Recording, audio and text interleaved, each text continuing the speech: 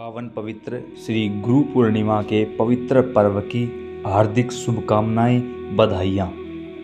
हम आप सभी के मंगल जीवन की कामना करते हैं और श्री सद्गुरुदेव भगवान के श्री चरणों में प्रणाम करते हुए एक अपना अनुभव आप लोगों के साथ साझा करना चाहते हैं। गुरु महाराज की करुणा से, कृपा से पवित्र गुरु पूर्णिमा पर्व पर हमें उनके श्री चरणों का प्रक्षालन का सौभाग्य प्राप्त हुआ। हम अपने आप को धन्य मानते हैं, सौभाग्यशाली मानते हैं। जिन जिन प्रेमियों ने इस शुभ अवसर पर हमें बधाइयाँ दी, शुभकामनाएं दी, उनका तहे दिल से धन्यवाद।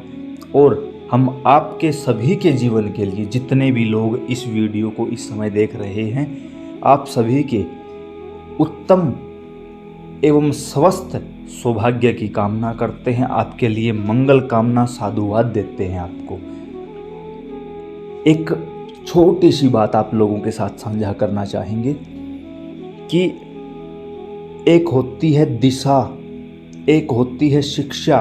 कोई बताता है यहाँ जाना है, कोई बता देता है इस तरीके से जाना है, लेकिन दिशा और शिक्षा इन दोनों से मिलकर बनता है दीक्षा।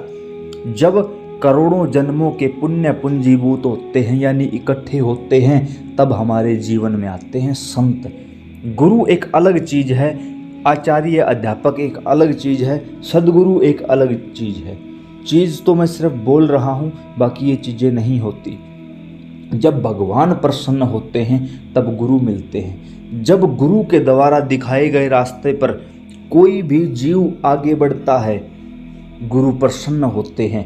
और गुरु जब किसी शिष्य की जीवन को सफल बनाने के लिए संकल्प कर लेते हैं, तो वहाँ वैकुंठ में बैठे हुए श्री नारायण भगवान प्रसन्न हो जाते हैं कि आज जन्म जन्मांतर से बिछड़ी हुई जीव आत्मा रूपी पत्नी को हम परमेश्वर रूपी पति से मिलाने के लिए एक संत ने, एक गुरु ने संकल्प कर लिया है। अब कुछ भी हो जाए, संत का संकल्प अधूरा नहीं रह सकता, झूठा नहीं हो सकता। और अब इस जीवात्मा का हमसे मिलन होगा। और जब वो बच्चा गुरु द्वारा दिखाए गए मार्ग पर आगे बढ़ता है, तो एक समय वो आता है जब वो जीव चलते चलते चलते चलते भगवान के धाम का अधिकारी बन जाता है। और जब देव पार्षद उस जीव को लेके साक्षात नारायण के वैकुंठ धाम में प्रवेश करते हैं, उस समय नारायण बाहें फैलाकर स्वागत करते हैं कि जन्मांतर से बिछड़ी हुई जीवात्मा रूपी पत्नी हमारे पास आई है। फिर जब वो जीव देखता है कि वैकुंठ में नारायण के समेत सभी देवी देवता उपस्थित हैं, और फिर नजर जाती है श्री सद्गुरुदेव भगवान पर, जिन्हें उस समय वहाँ सबसे ऊंचा आसन दिया होता है। और वो जीव जाकर गुरु महाराज के चरणों में अपना मस्तिष्क रख देता है। वहाँ पर वो जीव कहता है, गुरु गोविंद दोनों खड़े, काके लागू पाए, बलिहारी गुरु आपके जो गोविंद दियो मिलाए। वहाँ कहता है वो जीव कि गुरु महाराज आपने मिलवाया है भगवान से, अन्यथा हमारी औकात नहीं थी, अन्यथा औकात नहीं थी।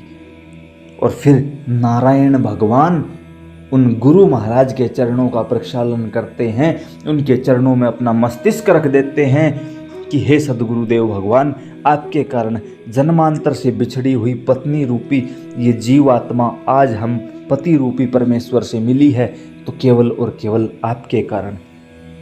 हम सदैव आपके आभारी रहेंगे। कल्पना करिए उस दृश्य की, जब भक्त और भगवान दोनों एक साथ आमने सामने खड़े होकर अपनी आंखों में अश्रु बिंदु लिए दोनों ही गुरु महाराज की जय जयकार कर रहे हैं। कितना ऊंचा स्थान होगा उस समय उन गुरु का। इसलिए कहते हैं कि गुरु किसी व्यक्ति विशेष का नाम नहीं है, कोई संज्ञा नहीं है, कोई शब्द नहीं है। और गुरु नाम लेते ही आपके अंदर जो चित्र उभर के आता है अपने सद्गुरुदेव भगवान का, यकीन मानना इसका मतलब है आपके गुरु महाराज की शक्तियाँ आपके साथ चल रही है। कई बार हमें सुनने को मिलता है कि मेरा गुरु मजबूत है, तुम्हारा गुरु मजबूत नहीं है। याद रखना, जिसको गुरु में भी मेरा और तुम्हारा नजर आता है वो वस्तुतः शिष्य हुआ ही नहीं है।